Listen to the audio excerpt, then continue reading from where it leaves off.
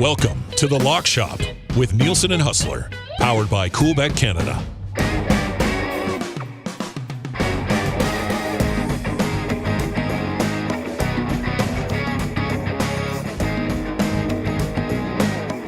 Hello, everybody, and welcome to a Wednesday episode of The Lock Shop. Nielson and Hus back with you once again. If you're watching on YouTube or you're watching on Twitter or you're listening to the podcast a little bit later on, we appreciate the support. Of course, from our partners at Coolbet. Pat is going to pop by from Coolbet coming up here in just a little bit, and we'll get his early thoughts on the Players' Championship and obviously some exclusives that we can get to.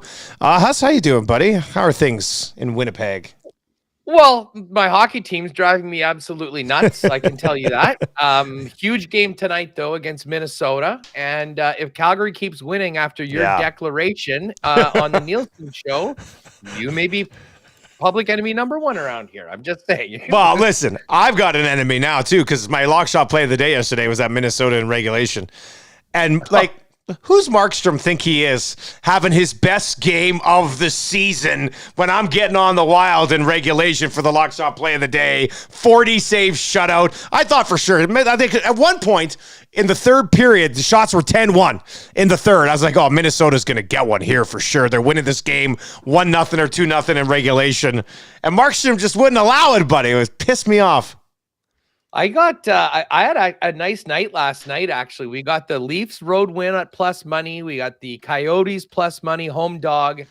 Just missed that 3-gamer at 10-1. Vegas just couldn't crack it. Ended up losing 2-1 to the Panthers. And got a nice winner for those of you that jumped on that afternoon Briar parlay yesterday at plus 245. Cashed that one as well. So we'll have some fun curling bets tomorrow heading into the weekend. And we'll get back to the hockey tomorrow. Very light night in the National Hockey League. However, I do have another Jets exclusive. Now, I did not take the Jets money line in this. Not that I don't think they can win. They're actually a minus 142 favorite in this game with Minnesota. They are, hey? Last night.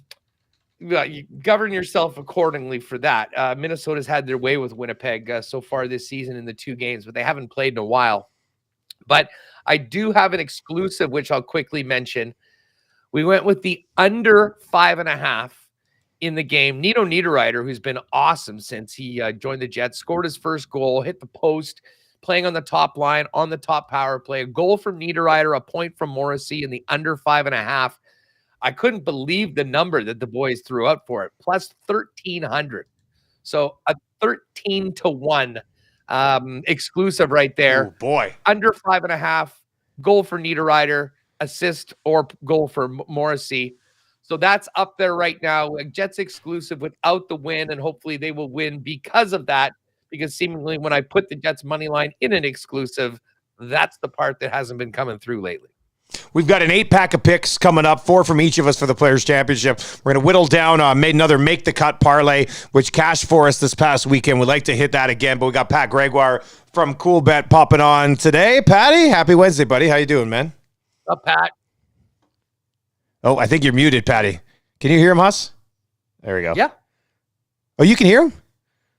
Yeah. Why can't I hear him? Doesn't make any sense. Well, go ahead, Pat. Talk with Hus, I guess. I got you now.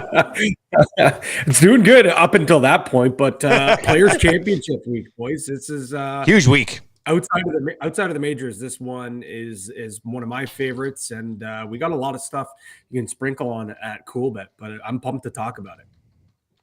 You know, I'm just looking, and we do have, before we get to our picks, the usual Players Championship exclusives are in it. Had to go. I love this one on Taylor Pendrith, 70.5, minus 111 on the over. Now, just to be clear, because sometimes this is confusing. Over is better than 70th, correct? I will have to clarify, but my understanding is under is what you want to be. You want to be under that 70. Oh, position. Okay. I'm glad we clarified that. I want to make sure I'm betting the right side, because I think just based on the number, right? You want to be under the number, exactly. I guess. So yes, under the number. Okay. Yeah, the smaller number. Yeah. So, Hus, just bet both sides. You win either way. But we know you've got one, and maybe we'll get to these in your picks as well. But Max Homa and Victor Hovland both to finish top 10 at plus 525, and a pretty juicy number on John Rahm and Rory McIlroy both to be in the top 10, 4-1 between two guys. And some people might be off the scent of Rahm because he kept on pulling it left on the weekend and sort of faded after that great start at the API. But I have a hard time imagining that both of those guys aren't going to be in the mix on Sunday. That's a great number. I'm glad you brought that up, Hus. I was just looking at it. I said, wait a second, 4-1 for Rory and Rahm to be in the top 10? I love that. Yeah, this one's probably outside of the one that I put together is my favorite, and that's saying something. We know Rahm's gonna start out hot. That's just how he is. It's like, okay, can he dial it in come Sunday? And he has been doing that. Obviously, last week not the case. Whereas on the other side, it doesn't matter how Rory starts. I'm confident that if he makes the cut, he's gonna make a push. It's backdoor Rory. That's what he does. But two of the best players on the planet, you're getting plus 400, 4-1 just for them to finish in the top 10. I really like this one. Some of the other ones that you can see there, Hatton, Day, Bradley, Zalatoris, and Scott, all to make the cut. It's a lot of guys, but at plus 500. Cantlay, Homa, Thomas, all to finish in the top 20 at plus 900. And then a little Canadian flavor, Connors, Hadwin, Pendrith, all to make the cut at 4-1 as well. And then, Hus, you mentioned mine. I don't think I need to go into it too much. Those are both my guys, but both of them to finish top 10 at plus 525. When you think of that and then compare it to Rahm and McIlroy, I'm not saying don't ride with a Gregoire golf special, but just comparing the two numbers, that just goes to show you how much value you're getting on that Rahm McIlroy. It does, doesn't it? Right? Because I looked at yours and I was like, oh, plus 525. I feel like that would be a much bigger number than Rahm and McIlroy. So you're right. I like both of them. I mean, all four of these guys could be in there. I hope that's the case on Sunday. That would be amazing. Well, and you know what? I mean, for me, that bet is a Rahm bet because, spoiler alert, my best bet of the entire Players Championship and the biggest wager I've made in a while is on Rory McIlroy in the top 10 at plus 110. Love it. You know, we saw Rory was right around it last week. His form has been really good. And listen, I know he had, a 7-hour meeting of the players board and all that. There's been a lot of other things around this tournament for Rory. But the one thing that he has shown since last year is he's really become, in a lot of ways, the de facto leader of the players on the PGA Tour. Is that he has been able to do both. And I honestly think that with all the live talk and everything, there's a special amount of pride in Rory McIlroy, Pat, and this sort of tournament, the spotlight, everything else that's going on will bring out the best in Rory. And I don't think it's a coincidence that he's the betting favorite to win this event, although at a much better number at 10-1 at Coolbet than most other spots that I've seen.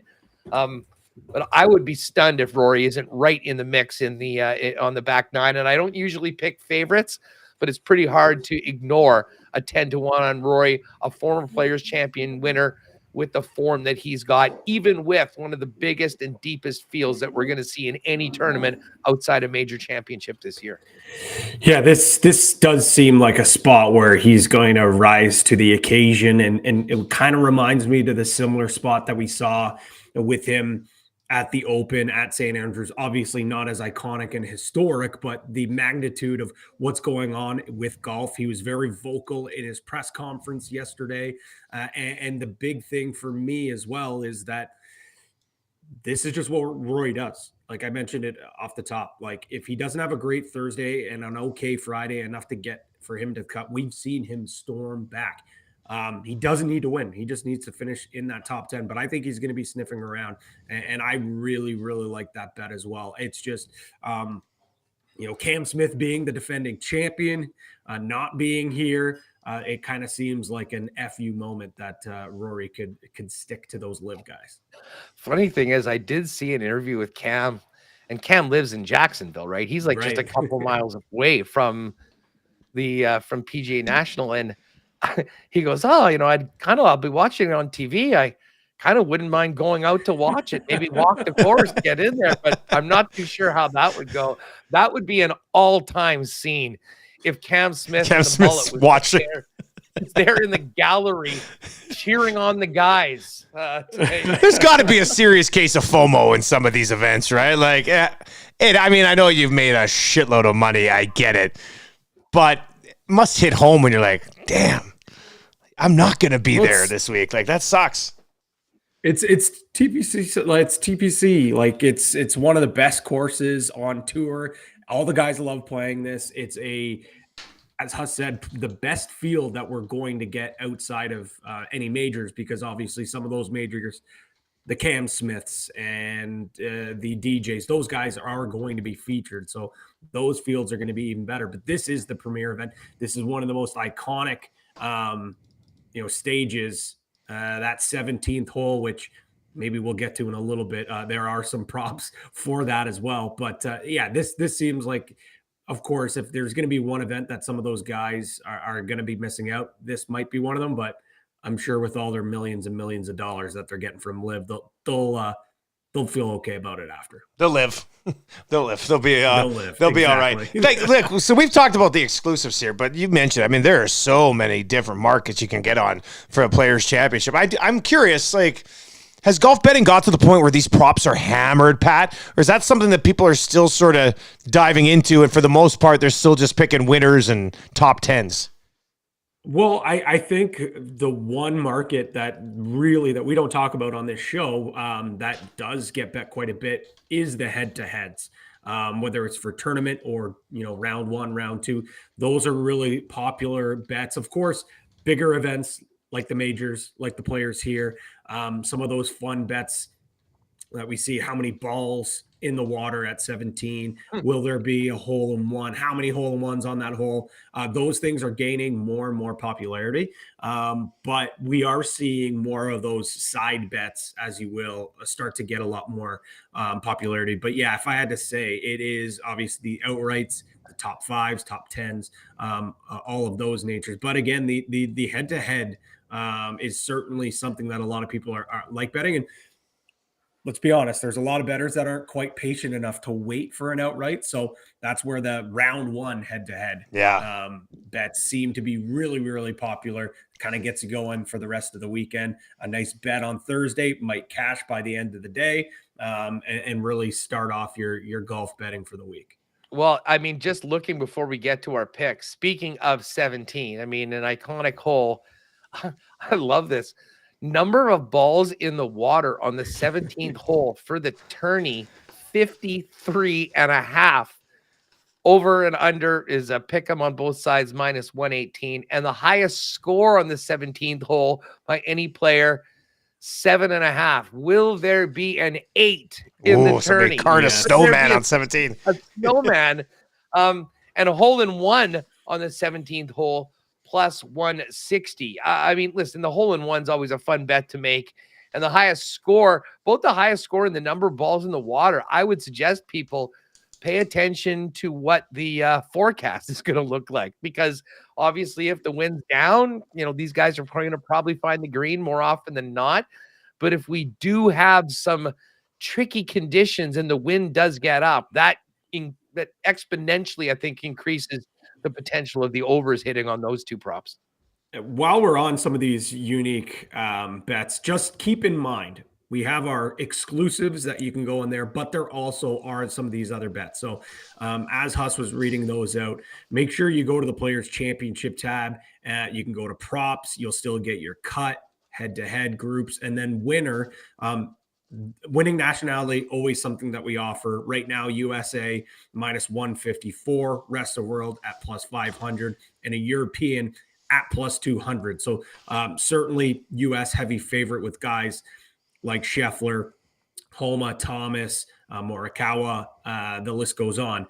Some value though with European at +200 with Rory, obviously. Just thinking who else is near the top. Rory and Rahm. Rory and exactly. Rahm right off the top, and then Victor Hovland as well amongst those top 10. At 2-1.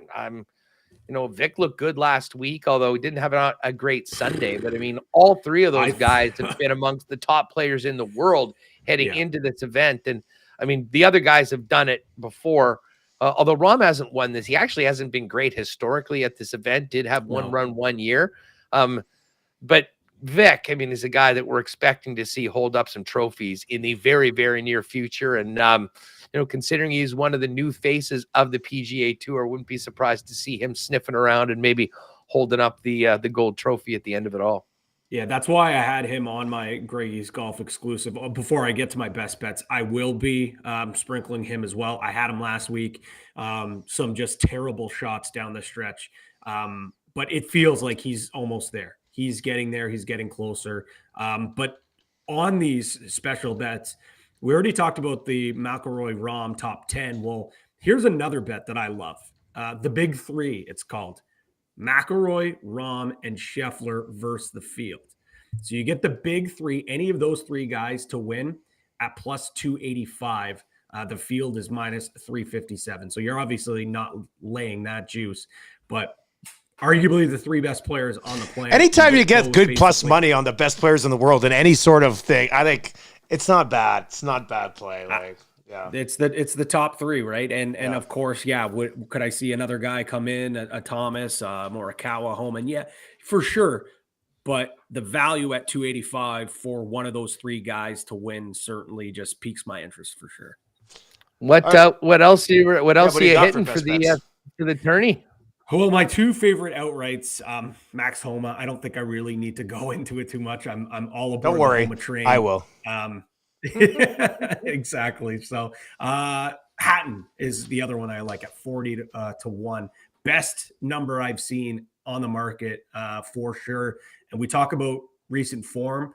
Certainly he has been there, obviously not winning, but 2 top 10 finishes and a top 15 finish in his last 4 starts. And he's second on tour in total driving and has a 13th finish here coming last year at the Players. So you take course history, works well. Recent form works well. And 2 things that you need when playing at this course. You need accuracy off the tee, and you need to work well around the greens, which is 2 things that he absolutely has in his bag, especially as of late.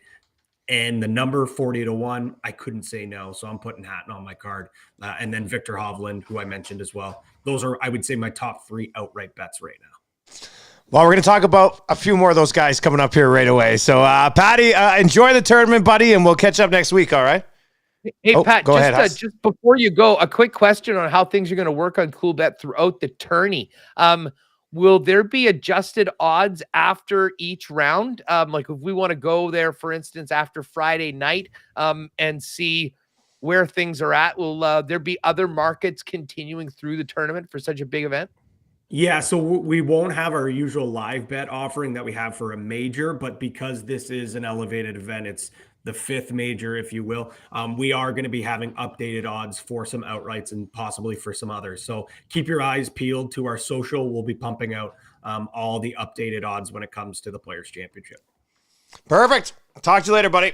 There you go. That's Pat Gregoire. You can find his specials over at click on exclusives at CoolBet, and then you'll see Players Championship exclusives, and you can hop in there. He already talked about a couple of my guys, so I'll get to the other 2 guys here in a sec. But Hus, Rory, you're all in on Rory. I've never opposed to being all in on Rory, so I like the fact that you're going to back him this week, buddy.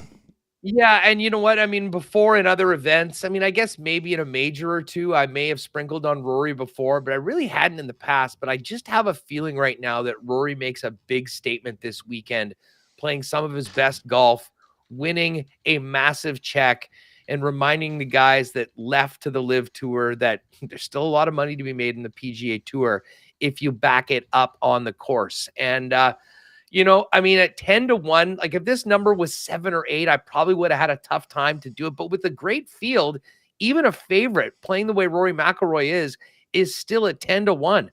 So I jumped on that but as I mentioned, my best bet of the tournament, one that I've made a rather significant investment into, is Rory in the top 10.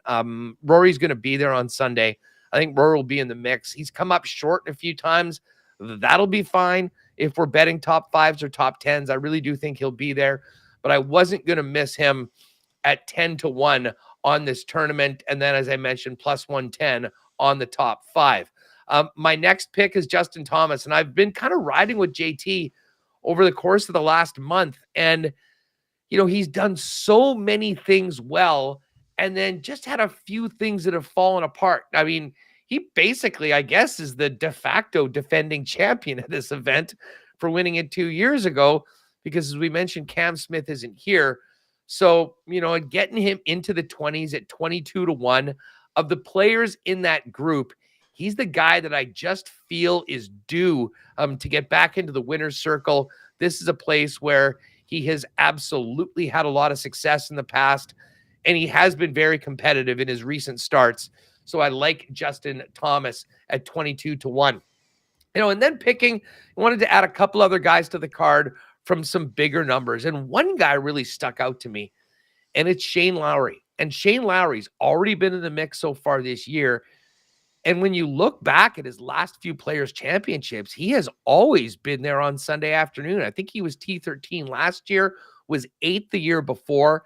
And this is also a guy that has stared down the best of the world and has won a major championship before. So I think Lowry's being criminally underrated right now, to be honest with you, with where we're at in this field and some guys that are at shorter numbers that I don't think have the chances to win. So Shane Lowry at 50-1 is on the card. And then, you know, I figured if I was going to take a real long shot, let's focus on one of our Canadian players. And, you know, approach iron play is absolutely crucial to winning at Sawgrass. And we know that when Corey Connors is hot, he's one of the best in the game. And, you know, the putter wasn't kind to him on the weekend last week, and he did make a couple of mistakes, but he was right there on Saturday and into Sunday, you know, along with that stacked field in another elevated event last week. So when you put it all together, I do think there's some value with a bit of a long shot on Corey Connors. So the two longer ones, Lowry at 50-1 is probably my favorite. We added Corey Connors. And then we're looking at the big dogs. I'm going to roll with a slight favorite in Rory McIlroy at 10-1, hammer him on a top 10, and also throw down on Justin Thomas at 22-1. I am on Homa again. And Gitch actually is in the YouTube chat and says, no Finau this weekend, Hus? It just made me think of that because Homa's my Finau now, right? So I'm on Homa. I'm on my guy, but you're not on your guy. Did you consider it? I know there's going to be a behind-the-scenes sprinkle here, but... Yeah. Listen, there'll be a FOMO bet on Tony. Yeah. Okay. You know, Tony, I think I kind of expected a little bit more from him last week. And listen, he's still really competitive. He's making cuts. He just hasn't been the guy that, you know, you see right there on Sunday, and the guy that won back-to-back last year. I think I'll probably be back to officially putting him in on the card for a couple of the majors coming up, including Augusta. And yes, I will. If you've gotten to my head, there will be a Tony Finau bet. And I think Tony right now is right there around 33-1. That's actually gone up from 30. Actually, now's the time to get in on Tony. He's also in. The other guy at 33-1, who I was on last week that I came off this week, but I'm glad you have him on the card, is Jason Day. Dusty. I am. A lot of people impressed with his form consistently so far this year. Well, Jay Day, I mean, well, I'll just get to Jason Day now, then I'll hit on Homa, and Patty already kind of hit on Homa. But he's putting extremely well again, which when he was like from 15 to 17, remember when Jason Day was Jason Day, man? Yeah. Automatic with the putter, and that's kind of come back around a little bit. He's won here, 2016. Since then, he's been the top 10 two other times. His last 5 events, like we know he can do it on this course. He's done it on this course. His last 5 events this season, T18, T7, 5th, T9, T10. Like the guy has been outstanding for a month and a half now. The only hesitation I have here with Day, and it's slight because he has had success here, significant success here. His last 2 times out, he missed the cut and finished 35th. And I didn't dive exactly into what happened when he missed the cut. I don't know if there's other, circumstances that led to it. But prior to that, the 4 years prior to that, a win, a 5th, and an 8th. So you combine what he's done on this course with the way he's playing right now, man. 33-1, really good number for Jay Day here. And it's pretty simple about those last couple of years. I mean, he had been hurt. He had lost his game a little bit. I mean, he wasn't the player that he was when he was winning. And more when people are paying attention to what Jason Day is, how is he doing and playing consistently round after round, they really feel that he does have it back right now. So I'm with you on Jason Day. I wouldn't be surprised if he's one of our make the cut nominees when we put together that banger. Well, we and then on top of it with Homa here, I mean, if you like to dive into the the analytics, the strokes gained in this and strokes gained in that, he's just top 10 in everything. Strokes gained approach, strokes gained. Well, I got it right here. Let's see. Ranks 9th, strokes gained tee to green, 6th in approach, 2nd in total, 8th in putting. Like he's one of the best players in the world right now. You're getting him at 22-1. His last 5 events, T4, T3, a win at the Farmers, a second at the Genesis, and then just T14 last week at the Arnold Palmer, where he once again led the field in strokes gained in that event. So the guy's been lights out. I was reading an article a preview summer. They referred to him as a stone cold assassin when he's in contention, which there could be in contention against some big boys here this week, right? So I don't think he's going to get rattled by the moment. I love this guy this year. So Max Homa at 22-1. And then the other two guys, I'm actually circling back around to because I was on them last week and I'm getting on them again this week. And, I heard it's funny because there's an exclusive over at Coolbet right now as Pat was laying out some of the exclusives. One of these exclusives, I think there's 5 guys to make the cut. Day, Hatton, and Bradley are all on that exclusive. I was like, okay, so let's go. So he laid out the case for Hatton a little bit earlier on. I mean, the guy's been excellent as of late. Hadn't really done well at this event prior to last year when he ended up with a T13, I think. But he lives right in the area. I mean, and he was so good last week. He just kind of couldn't finish on Sunday. So I'm going to get back on Tyrrell Hatton here at just a great number at 40-1. And then I'm going to go back to Keegan Bradley again as well. His last 4 trips to TPC Sawgrass, 7th, 16th, 29th, 5th last year, finished 68-68 on the weekend last year. He was 2nd at the Farmers. He was T20 at the Waste Management. And then he finished T10 last week, and he opened with a 68 and closed with a 67, but fired a 77 in the middle of it. So he's had success here in the past. He's been pretty good lately outside of that 77 last week, and you can get him here at 50-1. He's made the cut last 6 times in a row at this event with a pair of top 10s at 50-1. And considering he looked good at times last week, I decided to throw him back on the card here as well. Hey, I can't blame you. Keegan Bradley, he's never been a guy that has been a big favorite of mine, but if you watch enough golf and you see the guy sniffing around, making cuts, being there on Sunday, having some good performances this year, I think there's a lot of reason to think that he does have some value coming in at 50-1 or playing a bit safer and maybe going into markets like a top 10 or a top 20. All right, Hus, where are we going for this make the cut parlay? Give me 2 guys. Give me 2 guys that you think we should get in here. Well, listen, I definitely want to throw Shane Lowry on it. I mean, we could do top guys, but the bottom line is the number. Like a Rory's minus 667. I don't know whether it changes so much. I think we sort of got to look at guys in between the 20s and higher. Shane Lowry at minus 213. Corey Connors is minus 192. I do also like Tommy Fleetwood. Fleetwood's another guy, has great iron play. He's played well at this event in the past. Don't mind where his game's at right now. So maybe we'll go with a couple of the Euros. Fleetwood and Shane Lowry for my offerings for this. And all right. Listen, may I throw in another? I'm going to throw Hatton in here. I want to get Hatton in there. He's at minus 286.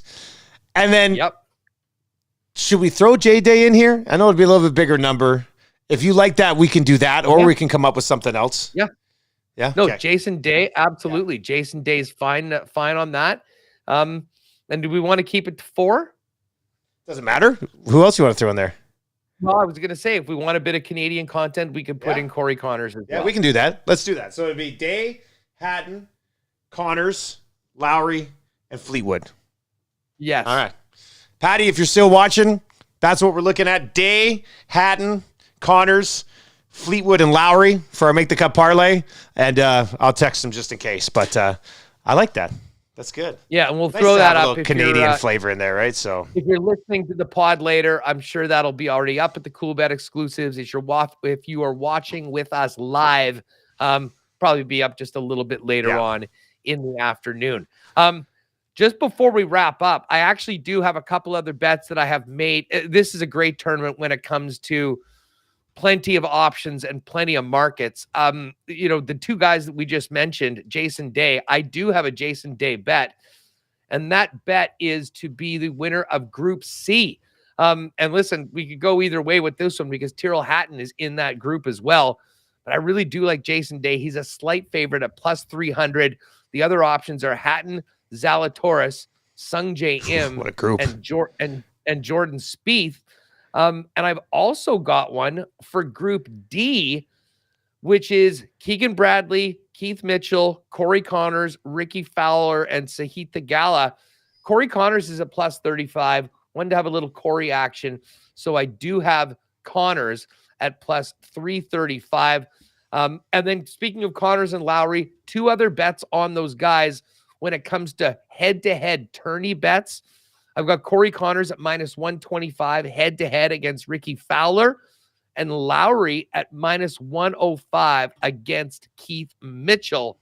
So quite a few sprinkles on the players. I kind of do this up close to major mode. Certainly more than some of the usual PGA Tour events. And man, the tour has been so great this year. This does feel like a major. So we're going to get a couple of head-to-heads in there. Connors over Fowler, Lowry over Mitchell, and then Day and Connors on those group bets at plus 300 and plus 35 respectively. I love these full golf episodes. It's nice to just focus on a big event like this, right? It's kind of Super Bowl-ish. You're kind of like, oh, this is a big one. Let's dive into this on a number of different levels. As you and Pat were talking earlier, I was hopping onto the account to get on that McIlroy Rahm at plus 400 in the top 10. I mean, that's just juicy. Somebody messaged us on the Twitter chat, was like, my book has that at plus 110. I was just like, well, it's plus 400 over here. So get on it while you can. That's in the exclusive section here at Cool Bet. We'll be back with another episode on Friday, setting up the weekend and everything that you can hop in and there. Obviously, we'll take a look at where things are standing in the Players' Championship as well. And Hus, enjoy your night, buddy. We'll talk to you then. You got it, buddy.